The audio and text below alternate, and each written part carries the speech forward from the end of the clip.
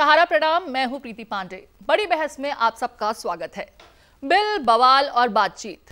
3 कृषि बिलों से नाराज किसान एक हफ्ते से ज्यादा समय से दिल्ली की सीमाओं पर जमे हुए हैं। 3 दौर की बातचीत नाकाम हो चुकी है और राष्ट्रीय राजधानी का यातायात जाम से हलकान है। 4 महीने का राशन लेकर दिल्ली को घेरने की रणनीति के साथ जुटे किसान सरकार पर कॉरपोरेट घरानों से मिली भगत का आरोप लगा रहे हैं।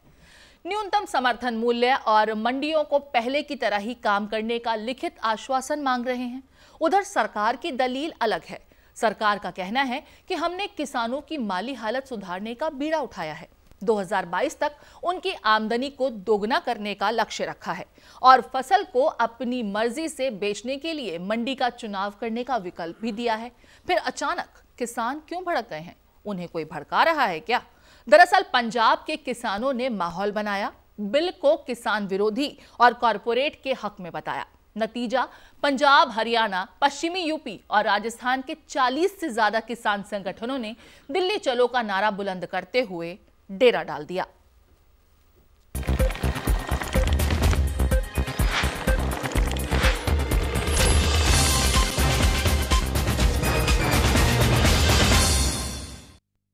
ऐसा क्या है इन 3 बिलों में जो सरकार के लिए किसान मुसीबत खड़ी कर रहे हैं?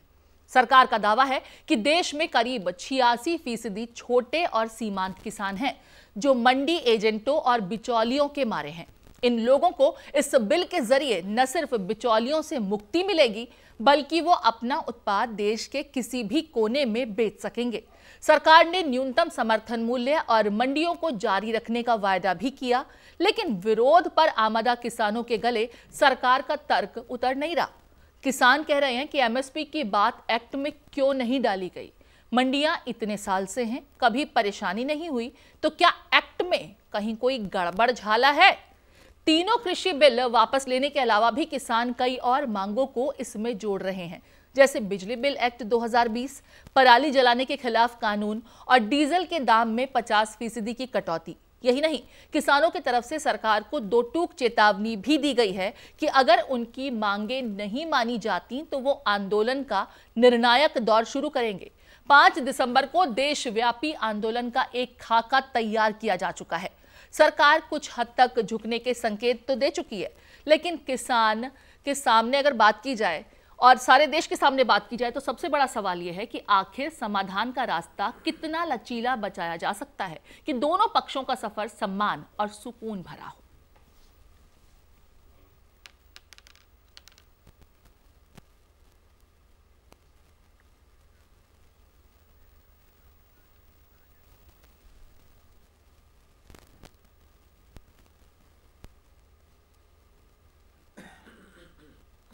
कृषि बिल पर समाधान की बात हो रही है। अगर कुल मिलाकर के बात की जाए तो कृषि मंत्री ने संकेत भी दिए हैं कि किसानों की मांग और विकल्प पर सरकार विचार करेगी, यानी रास्ते खुले हैं, लेकिन कितने, ये बड़ा सवाल है। बिल, बवाल और बात में चर्चा करने के लिए हमारे साथ बीजेपी के नेता आनंद साहू, कांग्रेस के नेता जगदीश शर्मा, किसान नेता मटरू नागर और एग्रीकल्चरल एक्सपर्ट ठाकुर देवेंद्र सिंह सभी जुड़ चुके हैं। आप सभी मेहमानों का बहुत बहुत स्वागत है। सबसे पहले मटरू नागर जी, मैं आपका रुख करूंगी क्योंकि बात इस वक्त किसानों की हो रही है। किसान जिस चीज को लेकर आशंकित है उसकी वजह से इस वक्त राजधानी दिल्ली की अगर बात की जाए या फिर पूरे एनसीआर की बात की जाए तो बॉर्डर की जो स्थिति है वो ये बयां करने के लिए काफी है कि ये किसी एक संगठन या किसी एक किसान गुट की बात नहीं हो रही, बल्कि देश के ज्यादातर किसान इस मुद्दे को लेकर के आशंकित हैं। आपकी दरअसल आशंका क्या है? क्योंकि सरकार की तरफ से अब तो यह भी कहा जा रहा है कि लिखित में एमएसपी को लेकर के आश्वासन दिया जाएगा। क्या ये लिखित आश्वासन आपके जितने अंदेशे हैं उसे दूर कर पाएगा? जी प्रीति जी, पहले तो मैं ये बता दूं, कल से पहले तो कि सरकार इन किसानों को किसान ही नहीं मान रही थी जी। जो 2 दौर की जो वार्ता चली है उसमें कम से कम सरकार ने ये तो माना कि ये किसान है जी। फिर किसान होने के बावजूद कल जो 2 दौर की जो बैठक हुई है सभी किसान संगठनों को लेके, उसमें लास्ट में मैं इसी पॉइंट को जिसे मैं आपको बताना चाह रहा हूं वही अभी मैं यूपी गेट से ही आ रहा हूं, उसमें लास्ट में बस ये था कि एमएसपी को तत्काल प्रभाव से आप एमएसपी पर हमको कानून बना के दें, उसे और एमएसपी से नीचे जो खरीद फरोख्त होती है उसे दंडनीय अपराध की घोषणा करें। अगर सरकार की नीयत ठीक है तो एक ही पॉइंट, चलो संशोधन है, बहुत बड़ी सरकार की मजबूरी है, कोरोना काल में इतना इनको आफत आ गई थी, एक बिल लाना पड़ गया, लेकिन मैं फिर भी उसके बाद में तो ये कम से कम एमएसपी वाला तो ये लागू कर सकते हैं तत्काल प्रभाव से जी। सरकार मानने को ही तैयार नहीं है, एमएसपी की तो बात ही बहुत बाद में करते हैं, पहले हमें 60 साल पीछे का 60 साल आगे का रोना रोना सुखा देते हैं। और रही बात अब जो एक हफ्ते से पूरा किसान, पंजाब ने अगर शुरू करी थी लड़ाई जी, और अब पूरा देश का किसान रोड पे है, उसका कारण है धान की बिक्री। जो ये एमएसपी पे कानून बता रहे हैं और कहीं भी पूरे देश में हम अपनी धान को बेच सकते हैं, उसका मेन कारण किसान को रोड पे लाने का धान की बिक्री है। एक भी मंडी में अगर किसान ने अपनी दूसरी मंडी में अगर जाके किसान ने फसल बेची है, वो उसकी फसल खरीदी नहीं गई। एमएसपी का कोई 1880 का इन्होंने खाका बना के तैयार कर दिया, 1200 पर धान नहीं बिकी। इस देश में सबसे पहली ये सरकार है कि इस सरकार में सबसे सस्ती धान बिकी है, ये इनकी नीति है। और इस आधार पर अब इन पे कौन से इनके उस पर विश्वास कर लें, बगैर लिखित के किसान नहीं हटेगा जी। और किसान 4 मतलब आपका कहने का मतलब यह है कि एमएसपी का जिक्र सरकार करती तो है, लेकिन एमएसपी को अभी भी गंभीरता से लागू नहीं कराया जा पा रहा, और किसान एमएसपी पर तो अपना अनाज नहीं बेच पा रहा है। प्रीति जी, सबसे पहले मैं देश भर के किसान बंधुओं को हाथ जोड़ के एक बात कहना चाहता हूं जी, कि आदरणीय प्रधानमंत्री नरेंद्र मोदी जी जब से आए हैं तब से लाखों करोड़ इंफ्रास्ट्रक्चर उनके लिए, पानी, गोडाउन, फूड प्रोसेसिंग, तमाम तरह के मंडियों को इलेक्ट्रीफाई करना, लाइसेंस देना, उनको पारदर्शी करना, वन नेशन वन मार्केट, ऐसा उन्होंने एक बड़ा रिफॉर्म लाने का एक बहुत अच्छा कदम शुरू किया। और उसी कड़ी में आगे बढ़ा करके उन्होंने देखा कि अगर किसानों को अब जैसे दाल है, तेल है, कई चीजें हैं जिनको एसेंशियल कमोडिटीज से एक तरह से बाहर निकाल के उसको खुला छोड़ दिया कि आप बाहर बेच सकते हैं कहीं दूसरे, और ज्यादातर, एक मिनट मैं आपके बीच में नहीं बोला क्योंकि डिबेट डिरेल हो जाएगा, एक मिनट, एक मिनट, अरे आप दोनों को मौका देंगे। बट्टू जी आनंद जी इसको सुन लेते हैं पहले। अरे आप सुन लीजिए, मैं आपको ऐसे डिबेट करोगे तो डिबेट डिरेल हो जाएगा। आप सुनिए ना, सीधा सीधा क्यों नहीं बताते सुनिए तो आप किसानों को बता रहे हैं कोट पैंट वाले लीजिए, यूपी गेट में जो किसान बैठे कोट पैंट पहन के बैठे।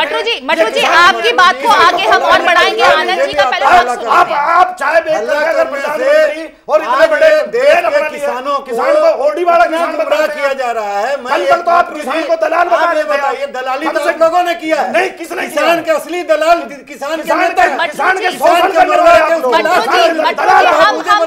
से अलग भटक रहे हैं, हम इस मुद्दे से अलग भटक रहे हैं। मैं जगदीश शर्मा जी का एक बार रुख कर लेती हूँ, आनंद जी का पक्ष भी सुनेंगे। आनंद जी आपके पास मैं लौटूंगी, मैं आपके पास लौटूंगी सर। जगदीश शर्मा जी का पहले एक बार रुख कर लेती हूँ, क्योंकि जो आरोप आप लगा रहे थे वो उनको लेकर के भी है। जगदीश जी, जिस तरीके से इस पूरे मामले में किसानों को लेकर के जिस तरह की टिप्पणियां की गई कि ये किसान नहीं है, ये किसी पार्टी के एजेंट हैं, और इनकी जो आशंकाएं हैं वो तो बिल्कुल मिथ्या हैं।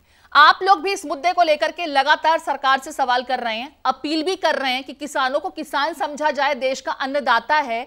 आखिर देश के अन्नदाता को आज जिस तरीके का तमगा दिया जा रहा है, जिस तरह की संज्ञा दी जा रही है, यह स्थिति क्या बातचीत के रास्ते पर सही होती हुई दिख रही है, सकारात्मक दिख रही है? लग रहा है कि इस तरह की सोच के साथ में हम इस स्थिति का समाधान निकाल पाएंगे?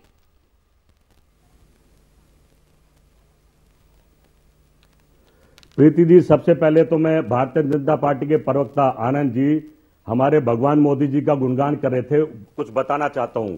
ये कह रहे थे जब से मोदी जी आए तो पता नहीं क्या क्या हो रहा है। सच बात तो ये है कि जब से ही सरकार आई है, इन्होंने धारा 370 हटाई, किसी को समझ में नहीं आई। इन्होंने नोटबंदी करी, किसी को समझ में नहीं आई। एक किसान बिल है, किसानों को समझ में नहीं आई। ये तो इस तरह का काम कर रहे हैं। और जीएसटी लाए तो व्यापारी परेशान हो गए, किसी को समझ में नहीं आ रहा। कुल मिला के किसान को भारत का जो अन्नदाता है, भगवान है। आनंद जी, इस तरह से तो डिबेट नहीं हो पाएगी ना। पहले दोनों पक्षों की बात सुन लेते हैं। मैं अपने सभी मेहमानों से रिक्वेस्ट करूंगी कि पहले संयम से पक्ष सुन लें। की बात करनी चाहिए, क्योंकि खाना सब खाते हैं, रोटी सब खाते हैं, अन्न सब खाते हैं। अगर अन्न ही नहीं उगाएगा किसान तो क्या करेगा? अब ये जो बिल्ला रेस से क्या होने वाला मैं बताना चाहता हूं आपको। ये सब अडानी रिलायंस की चाल है। अपने किसान को ही अपने खेत में मजदूरी करनी पड़ेगी। और जो बिल की ये जो मांग कर रहे हैं कि कम से कम हमें इतना आश्वासन तो दे दो कि कम से कम हम सामान मंडी में बेच सके, हम सामान की कीमत रख सके। होना क्या होगा? पूरे देश में रिलायंस के स्टोर खुल जाएंगे और किसान रहेगा, दोनों पक्षों की बात मैं सुन रही हूँ, समझ तो कुछ आ नहीं रहा। ये डिबेट कहीं जाती हुई नहीं दिखाई दे रही है। जगदीश जी, आपके पास मैं लौटूंगी। आनंद जी से कुछ सवाल पहले ले लूं मैं जरा, फिर उनकी बात को समझ करके बाकी पक्षों की बात की जाएगी। आनंद जी, आप कहते हैं कि ये जो किसान है ये किसान नहीं है, ये एक पार्टी के सिखाए हुए लोग हैं, पार्टी के सिखाए हुए लोग हैं, ये आपकी टिप्पणी है। लेकिन अगर बात की जाए आप ही के घटक दल, अगर बात की जाए अकाली दल की, तो सबसे पहले इस मुद्दे को लेकर के अकाली दल को आप कन्विंस नहीं कर पाए, वो आपकी सरकार से अलग हो गए। आज तो प्रकाश सिंह बादल ने अपना पद्म विभूषण भी जो है उसे लौटा दिया। बहुत अच्छा किया आप पूरे देश को तो ये तमगा नहीं दे सकते ना। आज आप अपने सहयोगी दल को ही कह रहे हैं कि लायक नहीं है, इसलिए वापस कर रहे हैं। क्यों? मैं बता रहा हूं जी। पंजाब के किसानों का सबसे ज्यादा अत्याचार इन्हीं लोगों ने किया। आज सुन लीजिए, मेरी बात पूरी होने देना। उसका कारण है, अगर नहीं हुआ तो वहां के किसान मध्य प्रदेश में जाके खेती क्यों करने लग गए? उत्तर प्रदेश से लेके कनाडा से लेकर ऑस्ट्रेलिया में क्यों भाग रहे हैं? वहां के किसानों के साथ इतना अन्याय इन लोगों ने किया। आज ये हितैषी बन रहे हैं। अकालियों के साथ तो आप ही की सरकार थी ना, आप रोक लेते ना सर। किसी का नहीं तो आप रोक लेते ना। अगर आप अकालियों को लेकर के आज आप आरोप लगा रहे हैं तो आप भी तो घटक दल थे, आपने रोकने का काम क्यों नहीं किया? जो है उसका दयनीय हालत इनफॉर्मल वर्कर है। सर, आप मेरे सवाल का जवाब नहीं दे रहे हैं। क्या किया आनंद जी? आप मेरे सवाल का जवाब नहीं दे रहे हैं। उनके खाते होने के नाते आनंद जी, सरकार बनाने के समय आप समर्थन ले लेते हैं, बाद में आप उन पर आरोप लगा देते हैं। ये किस तरह की राजनीति है? किसान के लिए क्या सुधार किया? मैं एक बार बताता हूँ। आप सुधार अपने सुधार, ठीक है, मैं आपको जवाब देता हूँ। आप बताइए, अभी लॉकडाउन हुआ था, सब किसानों के खाते में 6-6 हजार से 12,000 पैसा गया। सरकार कैसे गया? यही किसान क्या बोल रहे हैं? यही किसान, मैं खुद किसान हूँ। आपको ऐसा नहीं है। पूरा गांव में किसानों ने अरे एक बात बताइए, अरे एक सवाल, आप इतने बड़े नेता में एक सवाल करता हूँ, आप नेता नहीं है। अरे आप किसानों के मसीहा भगवान है, आप भगवान है। चलो मैं आपको प्रणाम करके एक सवाल कहता हूँ, आप बता मजदूर किसान। अरे आप बताइए ना, जवाब बताइए। आप बताइए, मैं पूछ रहा हूँ आपने लॉकडाउन में क्या किया था? अरे मैं बता यही किसान 70%। सुनिए आप मटरू जी, सुनिए, हिम्मत है तो सुनिए, क्वेश्चन भी सुनिए। किसान को आप नकार रहे हैं, झूठा बता रहे हैं। चलिए मटरू जी, मैं आपसे उम्मीद करूंगी कि आप पहले आनंद जी का बिल्कुल सर, आपको बोलने का मौका दिया जा रहा है। आप अपनी बात पूरी रखें, आप अपनी बात पूरी रखें। और मैं अपने सभी मेहमानों से एक इल्तिजा करूंगी कि पहले सामने वाली पार्टी का पक्ष सुन लें, उसके बाद अपने सवाल रखें, ताकि इस डिबेट के कोई सही मायने हो और बात जो है वो दरअसल सही निकल सके। जी आनंद जी, आप अपना तमाम स्पष्टीकरण दें, लेकिन मेरे एक सवाल का जवाब आप जरूर दें कि जब एनडीए के साथ में अकाली सरकार बनाती है, आपको समर्थन चाहिए था, तब तक वो सही सही दिखे, लेकिन अब जब उन्होंने आपसे किनारा कर लिया तो आप में उनको तमाम खामियां दिखाई देने लगी। आप कहने लगे कि वहां पर पंजाब में किसानों के साथ अत्याचार हुआ। ये तो आप ही कह रहे थे ना, अभी आपकी टिप्पणी थी ना कि मध्य प्रदेश जाना पड़ रहा है। मैं जवाब देता हूं। प्रकाश सिंह बादल को जी आप बताइए, उनके जो गठबंधन था धर्म को रखने के लिए हमने पंजाब की सरकार कुर्बानी दे दिया। इसीलिए दे दिया क्योंकि हमने गठबंधन धर्म निभाया। और इन लोगों ने अगर किसानों के लिए इतना काम किया होता तो वहां के किसान क्यों माइग्रेट करते, वहां सरकार क्यों नहीं बनी। और दूसरी बात, अब मैं बता रहा हूं, आपने कहा कि ये किसान मानने को ही तैयार नहीं। हम लोग एक बात बताइए, आपको पता है नेशनल सैंपल सर्वे ऑर्गेनाइजेशन ने सर्वे किया, कितने खेतिहर मजदूर हैं जो लैंडलेस लेबर हैं? 22 से 24 करोड़ खेतिहर मजदूर, जिसको 3 से 6 महीना काम ही नहीं मिलता है। वो भगवान को ताकते रहते हैं कि कुछ बूंदे गिरा दे, कुछ खेती हो जाए, और खेती होती है तो उसकी दाम भी नहीं मिलता। उसको सुन लीजिए Preeti ji, let me complete one line. आप बता रहा हूं मैं आपको, वो मजदूर किसान जिसको कुछ नहीं मिलता था, उसको आज उन्होंने फ्री कर दिया कि जो आप खेती जो है, अगर कोई 1 एकड़ है, बिहार में जाइए 10 एकड़ जमीन लेना पड़ेगा, आपको अगर लेना है तो एक जगह नहीं मिलेगा, इधर उधर टुकड़ों में, क्योंकि खानदान जैसे बढ़ते गए, खानदानी जमीन टुकड़े टुकड़े होते गए और उसका नतीजा यह हुआ कि भूमिहीन होते गए लोग और वो खेती करने के लायक भी जमीन नहीं रही। उसको सुधार करने के लिए आदरणीय प्रधानमंत्री जी ने कहा कि अगर ये खेती जो है सब अगर अच्छा सुविधा दे दिया जाए, पानी दे दिया जाए, बिजली दे दी जाए, कोल्ड स्टोरेज दे दी जाए, फूड प्रोसेसिंग दे दी जाए, पैसा दे दिया जाए, तो ये खेती किसानों की स्थिति में समाधान सुधार करने के लिए इन कानूनों को आप लेकर के आए। ठाकुर देवेंद्र सिंह जी भी हमारे साथ मौजूद हैं, एग्रीकल्चरल एक्सपर्ट हैं, इनसे भी राय ले लेते हैं क्योंकि सबसे ज्यादा किसान से सरोकार तो इन्हीं का पड़ता है। सर, मैं दूसरे पक्ष की भी बात सुन लेती हूँ ना, मेरे साथ में मेहमान है, मुझे उनका पक्ष भी सुनना है। देवेंद्र जी, आप पूरी डिबेट सुन रहे हैं, आप देश में इस वक्त जो स्थिति है उसको भी देख रहे हैं, किसानों की जो समस्या है, क्या आपको लगता है कि वाकई जो आशंका है, जो डर इस वक्त हमें बॉर्डर पर दिखाई दे रहा है, वो डर वाजिब है, या फिर सरकार का जो कहना है कि हम तो किसानों की स्थिति को विकास करने के लिए, बेहतर करने के लिए, उनकी जीवन शैली में सुधार लाने के लिए इन कानूनों को लेकर आए हैं, लेकिन किसान तो नासमझ है? ये सारी चीजें आपको तय लगती हैं? देखिए, पहली बात कि हम शोर शराबा नहीं चाहेंगे और आनंद जी आपसे भी चाहेंगे कि आप शोध न करिए, आप सुनिएगा ध्यान से। अभी कुछ चीज़ें आप कहे हैं, उस पर पहले थोड़ा सा मैं डाल दूं।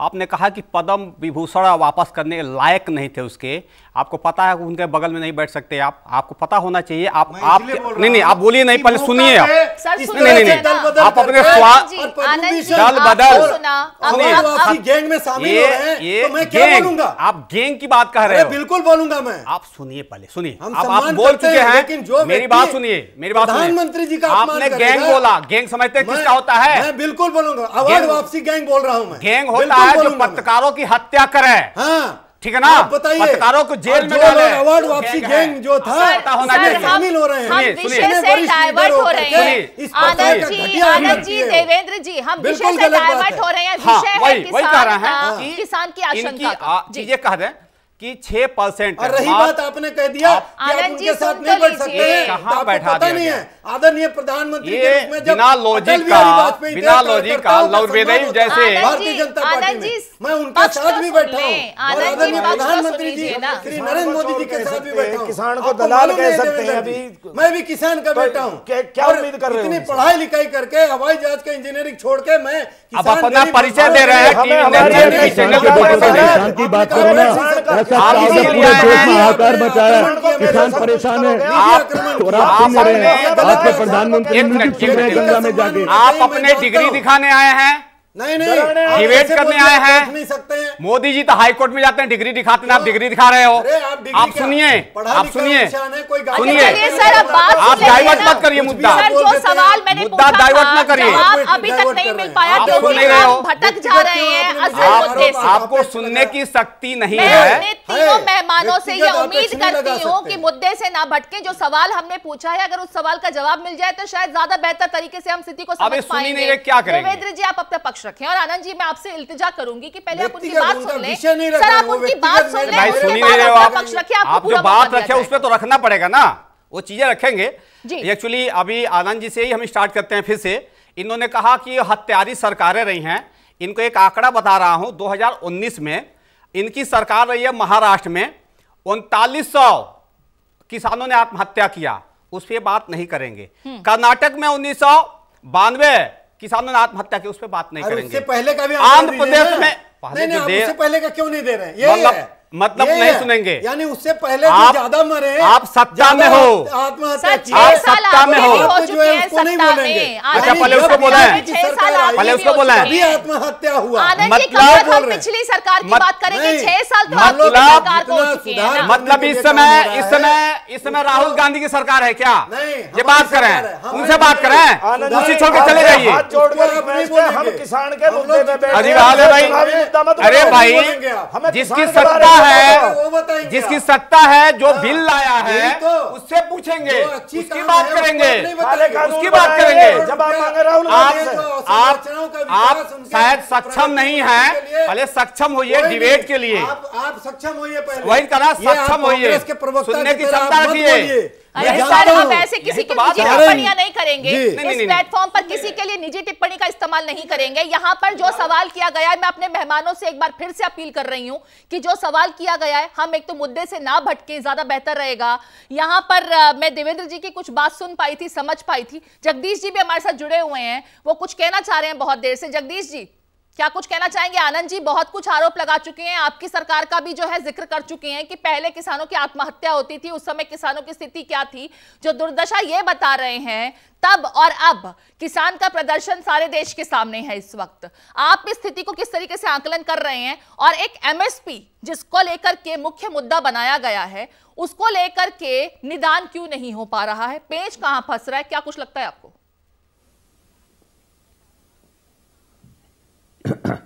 देखिए प्रीति जी, सच बात तो यह है कि ये मुद्दा किसान का नहीं, ये भारत का मुद्दा है, भारत के अन्नदाता का मुद्दा है। और इसमें पार्टी पॉलिटिक्स, बीजेपी कांग्रेस से हट के बात करनी चाहिए। रोटी सभी खाते हैं, चाहे मैं हूं, चाहे मोदी जी हैं, चाहे आनंद जी हैं, इसके बिना गुजारा नहीं है। और जब किसान मर जाएगा, किसान तबाह हो जाएगा, किसान बर्बाद हो जाएगा, तो ये अन्न कौन उगाएगा? तो ये जो किसान की मांग है बिल्कुल जायज है कि रेट फिक्स कर दीजिए। और आड़ती की आप बात करेंगे, जैसे आड़ती अगर नहीं है, जैसे मंडियां नहीं रहेंगी। आपको याद, अगर किसान के यहां शादी होती है, कोई इमरजेंसी बीमार होता है, तो बेचारा जाके आड़ती से पैसे लेके अपने बीज बो लेता है, खाद भी आता है, इमरजेंसी यूज कर लेता है। इनके कानून आने से क्या होगा मैं बताना चाहता हूं कि इनके कानून आने से वह सरकार लोन दे, मंडी बड़े बड़े जो व्यापारी आ जाएंगे वो लोन दे, पूरी फाइलें साइन करा लेंगे, इतने कागज साइन करा लेंगे, आधे पैसे रिश्वत खा जाएंगे तो भी लोन नहीं मिलेगा, इतने तो किसान वैसे ही मर जाएगा।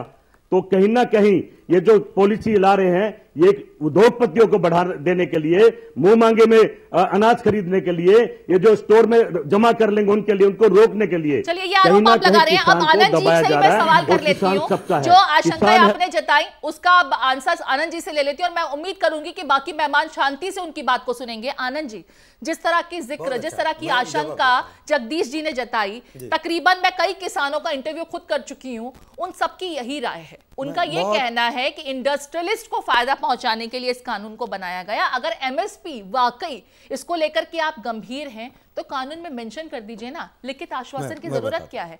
आपकी सरकार है, आपके पास नंबर्स हैं, एक जरा सी मॉडिफिकेशन की जरूरत है। पूरे देश के किसान की एक ही मांग है, तो यहां पर तो कोई जन संग्रह करने की भी जरूरत नहीं है, जनमत को आपको संग्रह भी नहीं करना है, क्योंकि सारे किसान एकजुट हो चुके हैं अब तो पूरे देश के। अब तक तो आप इसको पंजाब और हरियाणा के नाम ले रहे थे। मैं आपका सवाल सुन लिया, उनका भी सुन लिया। दो बातें प्रमुखता से आई, एक एमएसपी प्राइस आप लोग क्यों नहीं फिक्स कर रहे हैं, और दूसरी बात यह उन्होंने कहा कि होर्डिंग और ये जो जमाखोरों को इससे लाभ हो जाएगा।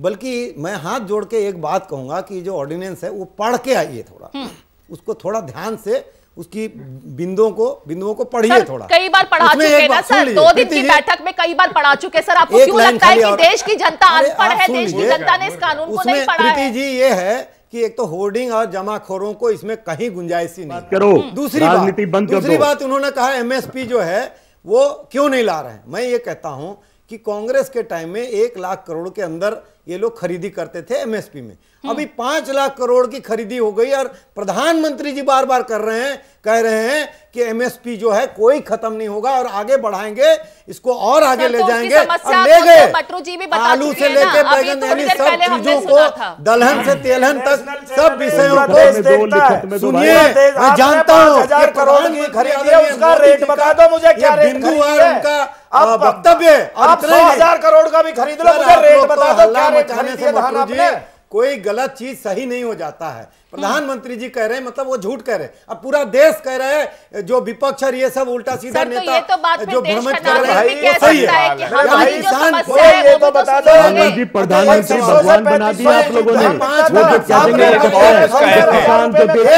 व्यापारी, जो महिला, जो सब परेशान है, वो सब झूठे हैं। प्रधानमंत्री जी भगवान, उनकी पूजा करनी चाहिए। आपको कांग्रेस के भी भाई हैं, उनको भी कहता हूं कि आप एक बार बताइए, प्रधानमंत्री नरेंद्र मोदी जी के आने के बाद किसानों के लिए मान लो कुछ नहीं हुआ, चलो जीरो कर दीजिए, प्रधानमंत्री जी बिल्कुल जीरो हैं, वो बेकार आदमी है भाई, वो कुछ नहीं करने वाले हैं मजदूर और किसान के लिए, वो कुछ नहीं कर रहे। ठीक है, एक मिनट, हम शब्दों को चाशनी में घोल करके भी अब सुन लीजिए, आप लोग असल मुद्दे से नहीं आप भटक लोग कह सकते रहे हैं। ना। एक मिनट, अगर आपकी प्रीति जी, पहले मेरा सवाल सुन लीजिए, एक सवाल कर रहा हूं। पहले आप मेरा सवाल सुन लीजिए। अगर नेक नियति है, आपके मन में किसानों का विकास और उत्थान है, तो जो कानून लाए हैं उसमें लिख दीजिए ना, समस्या क्या है एमएसपी की? लिख रहे हैं, सब कुछ लिख दिए हैं, आप उसको आ रही है। अरे कोई विदेश नहीं, सुन लीजिए, आप एक बार बताइए एमएसपी लिख रहे हो? अरे एमएसपी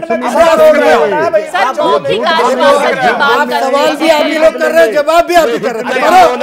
करो, देश को पता है। सर अगर कानून में ये जिक्र होता तो हम बॉर्डर्स पर ये बवाल तो नहीं देख रहे होते, राजधानी दिल्ली की सीमा को तो हमने इस तरीके से घिरा हुआ नहीं देखा होता ना। अगर वाकई में कानून में एमएसपी का जिक्र होता और बाकी तमाम कॉन्ट्रैक्ट फार्मिंग को लेकर के जो आशंकाएं हैं वो लिखी गई होती, तो क्या हम दिल्ली की बॉर्डर पर इतने सैकड़ों की तादाद में किसानों को देखते? रात को पानी के बौछारें खाते किसान। एक सेकंड सुनिए, बस एक बात कहता हूं, सुनिए, आप सुनिए, आप एक बार बताइए, आप लोग कह रहे हैं कि एमएसपी क्यों नहीं डाला? आज अगर एमएसपी डाल देते तो कहते कि ये बड़े बड़े इंडस्ट्री से मिल गए हैं इसलिए एमएसपी इन्होंने फिक्स कर दिया, अब किसानों को मिलेगा ही नहीं।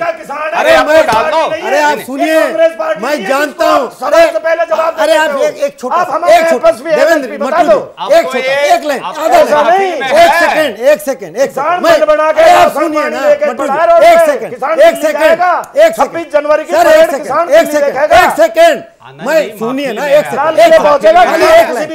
लाइन सुनिए, उसके बाद आप ही बोलना, मैं शांत रहता हूं।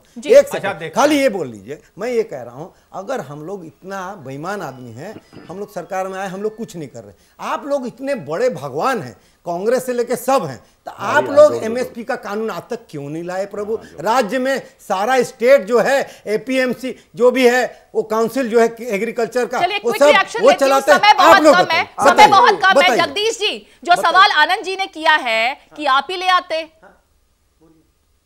क्विक रिएक्शन चाहूंगी आपसे।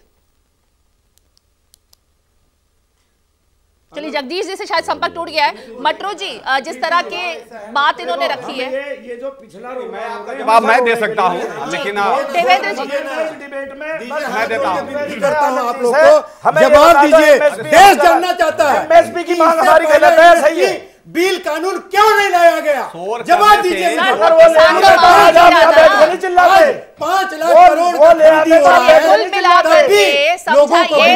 देश का किसान जिस मुद्दे को लेकर के मांग कर रहा है, सरकार की तरफ से तमाम प्रयास भी किए जा रहे हैं कि गतिरोध किसी तरीके से समाप्त हो सके।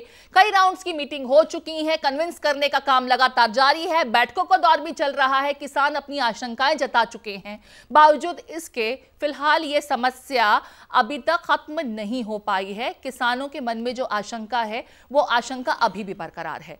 बड़ी बहस में हमारे साथ तमाम मेहमान जुड़े। आनंद जी आप जुड़े, इसके लिए आपका बहुत बहुत शुक्रिया। मटू नागर जी आप हमारे साथ जुड़े, बहुत बहुत शुक्रिया। ठाकुर देवेंद्र सिंह जी आप स्टूडियो आए, बहुत बहुत शुक्रिया। और जगदीश शर्मा जी आप हमारे साथ जुड़े, कोशिश की डिबेट में शिरकत करने के लिए आपका बहुत बहुत शुक्रिया। कुल मिलाकर के देखिए, उम्मीद यही जताई जा रही है कि देश के अन्नदाता जिस मुद्दे को लेकर के आशंकित हैं, उस मुद्दे का निदान सरकार जल्द लेकर के आएगी। हालांकि सरकार ने भी अपने रुख में कुछ लचीला बर्ताव जो है वो दिखाया है, संकेत दिए हैं, लेकिन इस बीच जिस तरीके से गतिरोध बरकरार है, उम्मीद यही की जा सकती है कि शायद जल्द इस समस्या का निदान निकले। बड़ी बहस में आज के लिए फिलहाल इतना ही। मुझे दीजिए इजाजत। ताज़ा खबरों के लिए चलते रहिए समय के साथ।